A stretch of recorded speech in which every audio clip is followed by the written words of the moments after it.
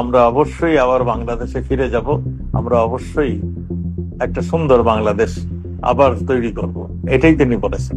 পুলিশকে আপনারা দেখেছেন, সিরাজগঞ্জে একটি থানায় 13 জন পুলিশকে পিটিয়ে মেরেছে। ছাত্ররা কি পুলিশকে মেরেছে?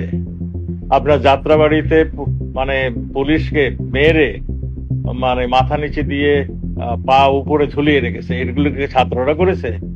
এই সমস্ত সবগুলি মানে যদি প্রশ্ন সামনে আনেন, এই সমস্ত হত্যার আন্দোলন ছাত্ররা কোনোদিন করেনি। ছাত্ররা মানে তাদের অধ্যয়নের জন্যই, তাদের চাকরির সুযোগের জন্য কোটা সিস্টেমের কথা বলেছিল। সেটা যখন শেষ হয়ে গিয়েছে তখন ছাত্ররা অনেক মানে সরে গিয়েছিল, কিন্তু তাদেরকে জোর করে এই আন্দোলনে নিয়ে আসা হয়েছিল। কার বিচার করতে? বঙ্গবন্ধুর কন্যা, যিনি বাংলাদেশটাকে পাল্টে দিয়েছেন, বদলে দিয়েছেন। পার ক্যাপিটা ইনকাম যেখানে $700 ছিল, সেখান থেকে 3000-এর কাছাকাছি নিয়ে গিয়েছেন, যিনি বদলে দিয়েছেন বাংলাদেশকে, তার বিচার করলো। আরো একটু যদি পিছনে ফিরে চান, এই কারা এরা বিচার করলো? আপনি এই যে মানে 5ই আগস্টের পরে যারা ক্ষমতায় বসলো, একটা মেটিকুলাস ডিজাইন, যেটা নাকি সরকার প্রধান আমেরিকা যে বললেন যে এটা এমনি এমনি হয়নি, এটা আমরা কয়েক বছর ধরে প্ল্যান করে মেটিকুলাস ডিজাইন করে আমরা এই মানে আন্দোলনটা করেছি। আপনারা দেখেছেন, এই আন্দোলনের প্রথম ছিল ছাত্ররা তাদের কোটা বিরোধী আন্দোলন শুরু করেছিল। মাননীয় প্রধানমন্ত্রী বলছেন যে আমাদের কোটাই বাতিল করে দেওয়া হলো, কোনো কোটাই থাকবে না। আন্দোলন সেখানেই শেষ হয়ে যাওয়ার কথা ছিল, কিন্তু আন্দোলন শেষ হয়নি। সেখানে সেই আন্দোলনটাকে আরো বেগবান করে, আরো মানে যে সমস্ত মানে রাজনৈতিক দল আমাদের স্বাধীনতা যুদ্ধের বিপক্ষে ছিল, যারা নাকি পাকিস্তান বাহিনী, যাদের বিরুদ্ধে আমরা যুদ্ধ করেছিলাম, পাকিস্তানি বাহিনীর সহযোগিতা করেছিল, রাজাকার বাহিনী তৈরি করে, আলবদর বাহিনী তৈরি করে আমাদের গ্রামের পর গ্রাম পুড়িয়ে দিয়েছিল। কোটিখানিক লোকের বসত বাড়ি মানে ত্যাগ করতে বাধ্য হয়েছিল। তারা বন্ধু প্রতিম দেশ ভারতের আশ্রয় নিয়েছিল, ভারত সরকার তাদের আশ্রয় দিয়েছিলেন। আমাদের মুক্তিযুদ্ধে চলাকালীন আমাদের সর্ব ধরনের সহযোগিতা ভারত সরকার দিয়েছিলেন, এবং ভারতের 15,000 সোলজার এই স্বাধীনতার জন্য আত্মত্যাগ করেছে। তাদের রক্তে রঞ্জিত বাংলাদেশের 30 লক্ষ লোকের রঞ্জিত হয় বাংলাদেশ। সেই বাংলাদেশের যারা স্বাধীনতা নিয়ে আসলেন বঙ্গবন্ধু, তার কন্যা, যিনি নাকি আমি আগেই বললাম বাংলাদেশকে বদলে দিচ্ছেন, তারকে ফাঁসি দেওয়ার জন্য এই কোর্ট তৈরি করেছেন। আরো যদি ডিটেলে যান, 19 বার তাকে হত্যার চেষ্টা হয়েছিল। হত্যার চেষ্টাগুলি কেন হয়েছিল? যে তারা বুঝতে পেরেছিল যে বঙ্গবন্ধু আরেকজন যে রয়ে গেছে, মানে উত্তরসূরি, যার ধমনীতে বঙ্গবন্ধুর রক্ত প্রবাহিত হচ্ছে, তাকে শেষ না করা পর্যন্ত, আওয়ামী লীগকে শেষ করা যাবে না, তাকে শেষ না করা পর্যন্ত এই মুক্তিকামী বাংলাদেশ, মুক্তিযুদ্ধের চেতনার বাংলাদেশকে শেষ করে। আমরা সেই জন্যই আজকে দেখলাম, যেহেতু তারা 19 বার ফেল করেছে, এইবার মেটিকুলাস ডিজাইনের মাধ্যমে সবকিছু একটা প্রেসক্রিপশনের মাধ্যমে তার নামে আন্তর্জাতিক কোর্টে মামলা করলেন। কেন? মানব অধিকার ক্ষুণ্ণ করেছেন তিনি, মানব অধিকার লঙ্ঘন করেছেন তিনি, হত্যা করেছেন। আমাদের সময় আমরা এই কোর্টটি তৈরি করেছিলাম, যারা নাকি যুদ্ধ অপরাধী ছিল, যারা মানে লক্ষ লক্ষ মানুষকে হত্যা করেছিল। আমি একটি উদাহরণ সবসময় দিয়ে থাকি, এক চুপনগরে পাকিস্তান বর্বর বাহিনী 3 দিনে 22,000 লোককে হত্যা করেছে। এই 30 লক্ষ লোকে রক্ত রঞ্জিত 15,000 ভারতীয় মানে সোলজারের রক্তে রঞ্জিত এই বাংলাদেশ, 2 লক্ষ মা বোনের মানে ইজ্জত হারানোর এই বাংলাদেশ, সেই বাংলাদেশের যারা বিপক্ষে ছিলেন, তারাই আজকে স্বাধীনতার। এই কোর্টের যদি আপনারা দেখেন, প্রধান কুশলী যিনি তাজুল সাহেব কে? ইনি একজন জামাতের নেতা। তিনি ওই যুদ্ধ অপরাধের যখন নাকি ট্রায়াল হচ্ছিল এই কোর্ট, সেই কোর্টে তিনি প্রধান মানে এই কুশলী হিসাবে, তাদের জন্যই এই গোলাম আজম, আমাদের সেই মানে যারা নাকি রাজাকার বাহিনীর স্রষ্টা ছিলেন, তাদের জন্যই তারা এই কোর্ট মানে এই সেই কোর্টের আজকে তিনি প্রধান কৌশলী আমাদের বিরুদ্ধে, আমাদের মাননীয় প্রধানমন্ত্রীর বিরুদ্ধে তিনি আজকে সমস্ত কিছু তদন্ত শেষ করে তিনি আজকে সামনে আসছেন। এবং এই 3 বিচারপতি, আমি তাদের বিচারক সম্বন্ধে আমি কিছু বলবো না, আমি বলবো তাদের কাছে যে প্রেসক্রিপশন দিয়ে দিয়েছিল সেই অনুযায়ী তারা বিচার করেছেন। আপনারা দেখেছেন প্রধান বিচারপতি আছে মানে এই কোর্ট চলাকালীন শেষের দিকে প্রায় 20-25 দিন তিনি কোর্টেই যেতেন না, বসে বসে তিনি রায় লিখেছিলেন, পৃষ্ঠার পর পৃষ্ঠা রায় লিখেছিলেন, সেই জন্যই তিনি কোর্টে যেতে পারেন নাই। সবকিছু ছিল সাজানো।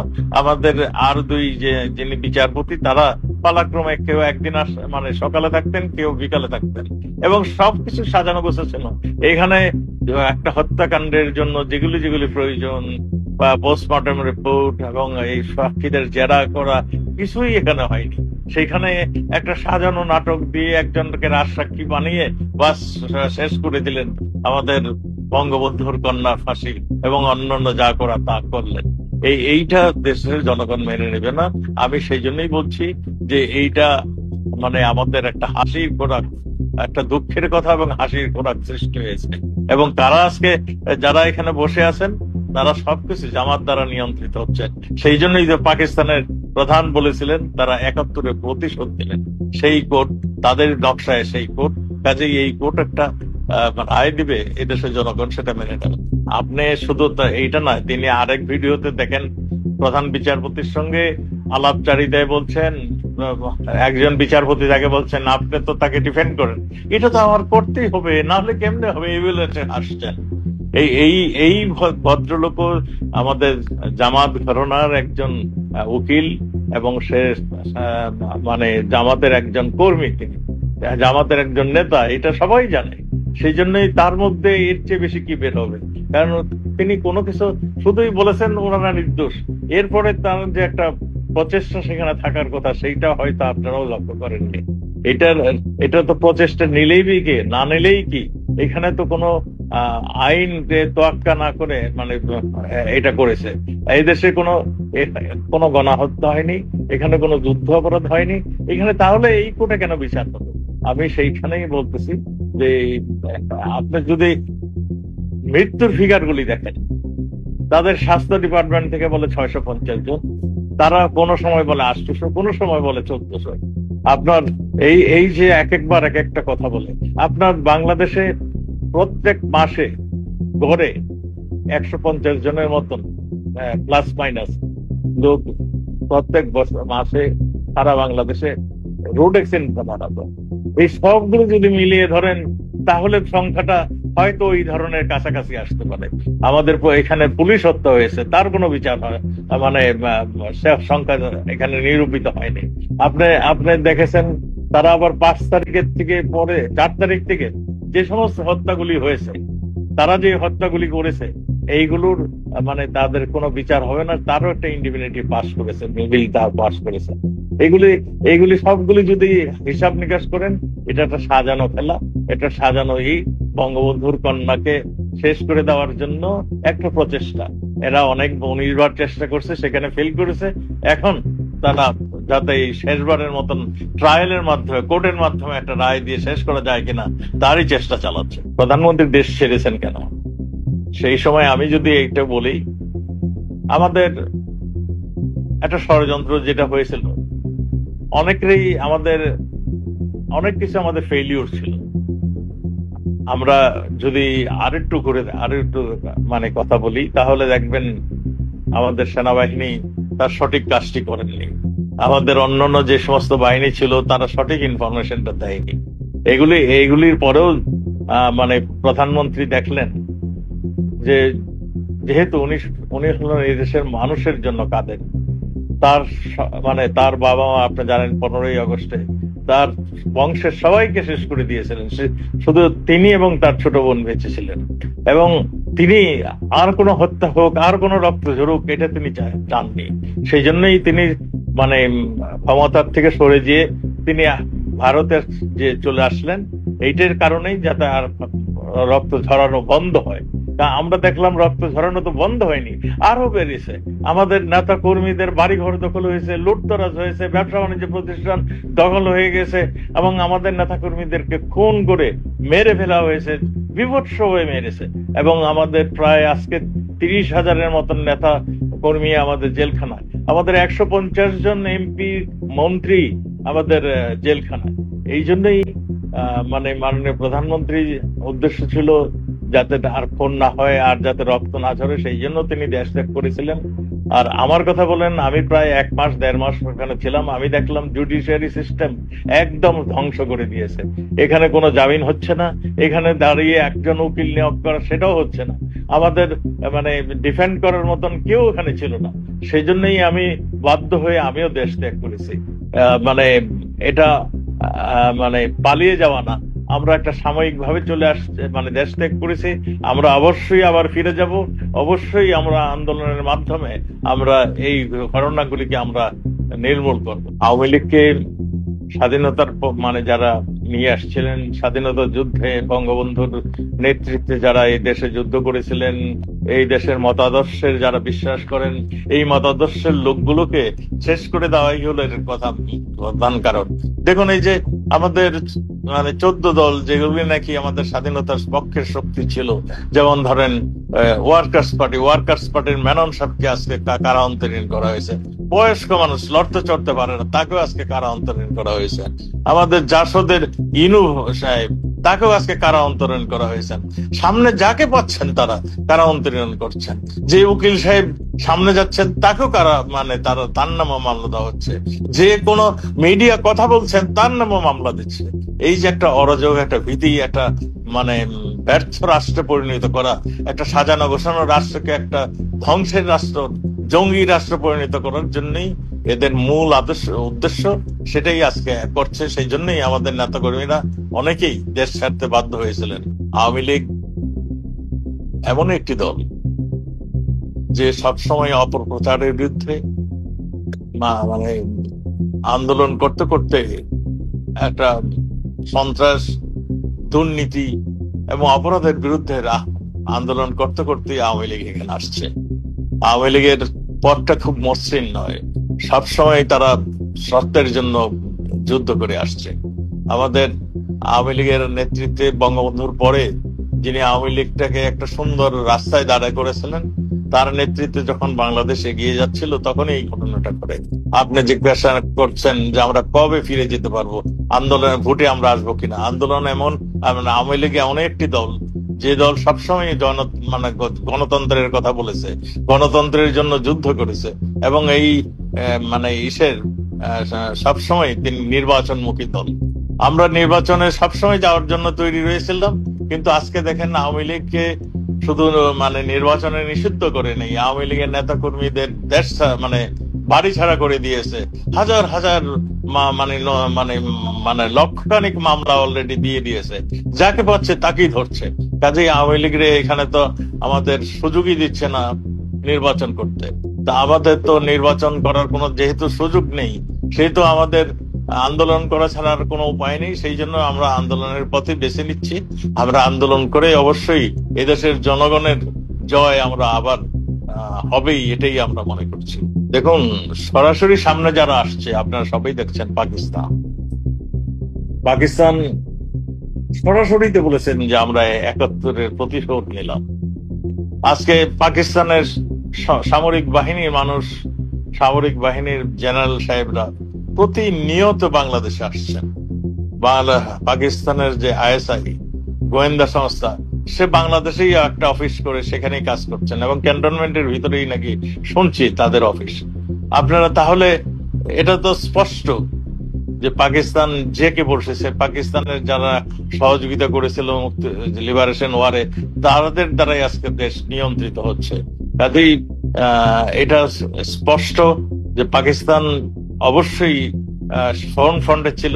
তার পিছনে কারা ছিল এটা আপনারা নিজেরাই বিশ্লেষণ করলেই আপনারা মানে বুঝতে পারবেন, বলতে পারবেন।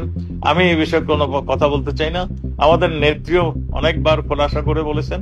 আমি শুধু এইটুকুই বলবো, ফ্রন্টে ছিল পাকিস্তান এবং পিছনে আরো শক্তি ছিল, যেগুলি আমি তাদের পক্ষে আর কি, তাদের সম্বন্ধে আমি আর কিছু বলতে চাই না এই মুহূর্তে। দেখুন, সেন্ট মার্টিন দ্বীপটা এমনই এক দ্বীপ যেটা কৌশলগত কারণে অনেকেরই নজর ছিল। আপনি যারা যে মার্কিন যুক্তরাষ্ট্রের কথা বললেন, তাদেরও একটা ছিল। আমাদের মাননীয় প্রধানমন্ত্রী তো বলেই দিয়েছেন যে আমি যদি সেন্ট মার্টিন, চট্টগ্রাম পোর্ট ছেড়ে দিতাম তাহলে হয়তো আমি অনেক দিন থাকতে পারতাম, জনগণের সেবা করতে পারতাম। আজকে দেখেছেন উনি আজকে এই অবৈধ সরকার মানে চট্টগ্রাম পোর্ট এবং অন্যান্য পোর্ট মানে পাকাপোক্ত ভাবে বিদেশিদের হাতে ছেড়ে দিয়েছে। এগুলিও মানে আজকে উদাহরণ হয়ে দাঁড়িয়েছে। আমি আপনাকে একটা কথা বলি, আমাদের প্রধানমন্ত্রীর নেতৃত্বে আমরা কি ফলো করেছি? আমরা জিরো করাপশন এগেস্টে, টেরোরিস্টদের এগেস্টে আমরা জিরো টলারেন্স নীতি ফলো করেছি। আমরা স্পষ্ট করে জানিয়ে দিয়েছিলাম যে আমাদের 1 ইঞ্চি জমিও আমরা কোনো বিচ্ছিন্নতাবাদী, কোনো টেরোরিস্টদের আস্তানা হতে দেব না। এবং আমাদের 1 ইঞ্চি জমিতে বসে অন্য দেশে যে মানে টেরোরিস্ট অ্যাক্টিভিটিস করবে, বিচ্ছিন্নতাবাদীর মদত দেবে, সেইগুলো আমরা হতে দেব। আজকে আপনি বলছেন যে পাকিস্তানের মদত আছে কিনা, এই জঙ্গি দেশ হিসাবে পাকিস্তান অলরেডি মানে স্বীকৃত হয়ে গিয়েছে, সেটা আপনারা দেখেছেন। লস্কর-ই তৈয়বা বলে অনেক ধরনের মানে জঙ্গি সংগঠন পাকিস্তানে রয়েছে। এবং শুধু তাই নয়, বাংলাদেশও বেশ কিছু জঙ্গি সংগঠনের মানে আস্তানা গড়ে উঠেছিল। আমাদের মাননীয় প্রধানমন্ত্রীর নেতৃত্বে এই সমস্ত আস্তানা আমরা গুড়িয়ে দিয়েছি, সমস্তগুলির আমরা জেলখানায় ভরে রেখেছিলাম। সেই জেলখানার থেকে তাদের বের করে নিয়ে এই সরকার বের করে নিয়ে তাদের ছেড়ে দিয়েছে। তারা আজকে বিভিন্ন জায়গায় তারা গেড়ে আবার নিজস্ব একদম সদর্পে তারা প্রকাশ্যে তারা তাদের অফিস চালিয়ে এবং তাদের মতাদর্শের লোককে একত্রিত করছে, তারা আবার বাহিনী তৈরি করছে, বিরুদ্ধে যুদ্ধ করবে। এটা শুধু বাংলাদেশ না, এটা মানে যেখানেই তাদের প্রয়োজন সেখানেই তারা নিয়ে যাবে, এই জন্যই তারা এগুলি তৈরি করছে। কাজেই ভারতের বিরুদ্ধে যে আর যাবে না, এইটা আমি কিভাবে বলবো? আমি তো নিশ্চিত তারা শুধু বাংলাদেশে নয়, তারা ভারতে, পার্শ্ববর্তী দেশ ভারতে যাবে, যেখানে তাদের মানে এই লাগবে, প্রয়োজন হবে, সেখানেই তারা যাবে। দেখুন, ছাত্র আন্দোলনে কিন্তু আমাদের গুলি চলেনি। আমাদের গুলি কখন চলেছে? পুলিশকে আপনারা দেখেছেন, সিরাজগঞ্জে একটি থানায় 13 জন পুলিশকে পিটিয়ে মেরেছে। ছাত্ররা কি পুলিশকে মেরেছে? আপনার যাত্রাবাড়িতে মানে পুলিশকে মেরে মানে মাথা নিচে দিয়ে পা উপরে ঝুলিয়ে রেখেছে, এগুলিকে ছাত্ররা করেছে? এই সমস্ত সবগুলি মানে যদি প্রশ্ন সামনে আনেন, এই সমস্ত হত্যার আন্দোলন ছাত্ররা কোনোদিন করেনি। ছাত্ররা মানে তাদের অধ্যয়নের জন্যই, তাদের চাকরির সুযোগের জন্য কোটা সিস্টেমের কথা বলেছিল। সেটা যখন শেষ হয়ে গিয়েছে তখন ছাত্ররা অনেক মানে সরে গিয়েছিল, কিন্তু তাদেরকে জোর করে এই আন্দোলনে নিয়ে আসা হয়েছিল। এটা আজকে একদম সবই প্রতীয়মান হচ্ছে। এবং ইউনূস সরকার নতুন আরেকটি দল করতে চেষ্টা করছে, সেটাও আপনারা দেখছেন। কাজেই এটা স্পষ্টত যে এই ছাত্ররা, আমরা সবসময় ছাত্রদের মানে তারা জ্ঞান অর্জন করবে, দেশকে মানে সুন্দর দেশে পরিণত করবে, একটা শক্তিশালী দেশে পরিণত করবে, এটা এই দেশের জনগণের আশা আকাঙ্ক্ষা। ছাত্ররা সেই ভরসায়, আমাদের সময় দেখেছি ছাত্ররা কোন অনেক অসম্ভবকে তারা সম্ভব করেছে তাদের মেধা। সেই জন্য এখন ছাত্ররা কোথায় যাচ্ছে আপনারা নিজেরাই দেখছেন। মোহাম্মদ ইউনূসের একটা সুদূর প্রসারী পরিকল্পনা ছিল, তার সঙ্গে যুক্ত হয়ে আসছে অনেক। এই যে ধরেন আমি যে দলটির কথা এখন যারা নাকি ইউনূসের হয়ে নেতৃত্ব দিচ্ছে, এই জামাত ইসলাম কিংবা এই জঙ্গি সংগঠনের লোকগুলো, যেমন হিজবুত তাহরির, তার সারা বিশ্বেই এটা মানে একটা নিষিদ্ধ সংগঠন, সেই তারাই এখন দেশের নেতৃত্ব দিচ্ছে।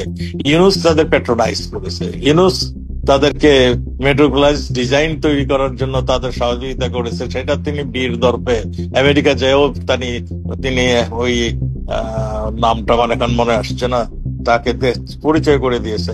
তিনি একজন ওই নিষিদ্ধ সংগঠন হিজবুত তাহরির নেতা, তাকে বলেছেন তিনি নাকি তার মানে উপদেষ্টাদের একজন।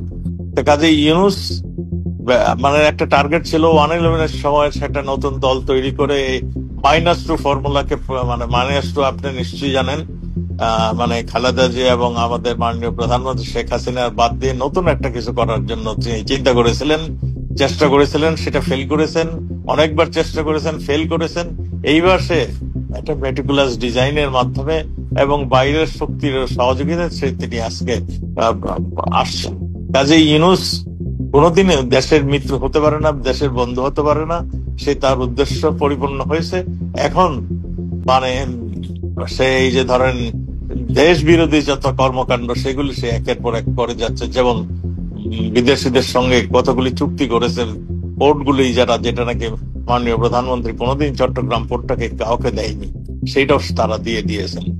আমি মনে করি ইউনূস যেটুক করে ফেলছে, এবং যা এখন জঙ্গি সংগঠন ইসলামী মানে জামাত ইসলাম, এরা ক্ষমতায় আসার জন্য এরা এখন ইউনূসের ঘাড়ে পা রেখেছেন। আপনি যথার্থই বলেছেন। আমরা একটা বঙ্গবন্ধুর আদর্শ ছিল, একদম আমাদের সবচেয়ে বড় আদর্শটাই ছিল একটা অসাম্প্রদায়িক চেতনার বাংলাদেশ। এখানে হিন্দু, মুসলমান, বৌদ্ধ, খ্রিস্টান যারাই যে ধর্মের, সবাই মিলেমিশে আমাদের দেশ। আমাদের মাননীয় প্রধানমন্ত্রী একটি স্লোগান ছিল, ধর্ম যার যার, উৎসব সবার। আজকে সেই জায়গা থেকে আমরা ছিটকে এসে আমরা একটা সাম্প্রদায়িক অসাম্প্রদায়িকের বদলে সাম্প্রদায়িক আমরা করছি, সবসময় এটাকেই প্রাধান্য দিচ্ছি। চিন্ময় প্রভু, যিনি হিন্দু ধর্মকে একটা আলোকিত ধর্ম করার জন্য যিনি পরিশ্রম করে যাচ্ছেন, আদর্শ উদ্দেশ্য নিয়ে তিনি সারা বিশ্বে আজকে সবার কাছে জনপ্রিয় এবং সবার কাছে একজন জ্ঞানী মানুষ হিসাবে পরিচিত, তাকে জেলখানায় যেতে হয়েছে কেন? সেটা তো আমাদেরও প্রশ্ন। আজকে বিভিন্ন জায়গায় আমি কতগুলি মানুষকে হত্যা করেছে সেটা আমার সংখ্যাটা আমি বলতে পারবো না। আমার জানা মতে যে 5 আগস্টের পরে অনেক হিন্দু হত্যা করা হয়েছে, অনেক হিন্দু সম্প্রদায়ের লোককে বসত বাড়ি আগুন দিয়েছে, এবং তারা অনেকেই এখানে এসে শেল্টার নিয়েছে। আপনি দেখুন, আমাদের খাদ্যমন্ত্রী, আমাদের নারায়ণ চন্দ্র, আমাদের আরেক মন্ত্রী, 2 মন্ত্রী আজকে জেলখানা। এই সবগুলি একই বার্তা নিয়ে আসে। আমাদের যে অসাম্প্রদায়িক চেতনার বাংলাদেশ, আজকে সেই চেতনা তারা ভুল অর্জিত করেছে, এবং সাম্প্রদায়িকতা এখানে বিস্তৃত যাচ্ছে, এবং সাম্প্রদায়িক শক্তিগুলি আজকে দেশ চালাচ্ছে, এটাই সত্য। আমার সঙ্গে তো তার মাঝে মাঝেই কথা হয়, কথা হয়েছে, অবশ্যই কথা হয়েছে। হ্যাঁ, জি হয়েছে। আপনি আমাকে সবাই হাসালেন। আমাদের মাননীয় প্রধানমন্ত্রী ফ্যামিলিটা কি তো শেষ করে দিয়েছেন। আপনারা জানেন, গুলির পর গুলি দিয়ে সেই ছোট কিশোর রাসেল, তাকেও হত্যা করা হয়েছে, তাকেও ছাড় দেওয়া হয়। অনেক কষ্ট নিয়ে তিনি দেশে আসছিলেন। তিনি অদম্য সাহসের মানুষ, বঙ্গবন্ধুর কন্যা। বঙ্গবন্ধু যেমন কিছুই ভয় পেতেন না, ফাঁসির মঞ্চে দাঁড়িয়েও তিনি বাংলার জয়গান করেছেন। ঠিক তারই মেয়ে, তারই ধমনীতে বঙ্গবন্ধু রক্ত প্রবাহিত হচ্ছে। তিনি ভয় পাবেন প্রশ্নই আসে না। তিনি আরো বলেছেন যে ফাঁসি